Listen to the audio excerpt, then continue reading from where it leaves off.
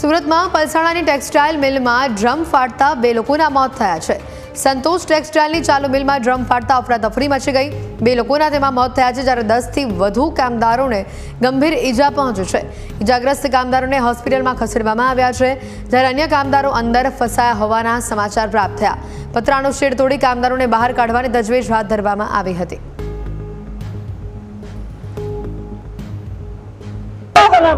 हमारा नाम किरण देवी है, हम बिहार से है, बिहार जिला से। और मेरा लड़का जेठानी के लड़का उसी में है, मर गया है। वो ड्रम फटा है ना, तो गर्म पानी से वो मर गया है। कितने लोग?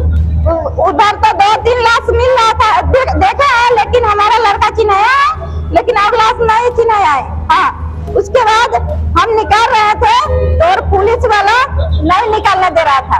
और हाँ, वो मैनेजर जो है ना, वो सब गेट पर था, वो सब सेट उट सब हम लोगों को निकाल दिया। उसके बाद आग नहीं लगा था, हम लोग बाहर घूम के खोजे हैं, आग नहीं लगा था। उसके बाद में 1 घंटा के बाद उसमें पूरा आग भगाने लगा। પલસાણા તાલુકાના ઢોળવા ગામમાં સંતોષ મિલ ખાતે ડ્રમના ફાટવાથી જ્વલનશીલ પદાર્થને લીધે આગની એક ઘટના ધ્યાનમાં આવી છે। સ્થળ પર 2 વ્યક્તિઓના અવસાનના પ્રાથમિક અહેવાલ છે। 20 લોકો છે ઈજાગ્રસ્ત છે, સારવાર હેઠળ હોસ્પિટલમાં છે, 2 લોકો ગંભીર છે। સુરત મહાનગરપાલિકા બારડોલી ફાયર ફાઈટર 8 થી 10 જેટલા ફાયર ફાઈટરો સતત આગ ઓલવવાની કામગીરીમાં જોડાયેલા છે।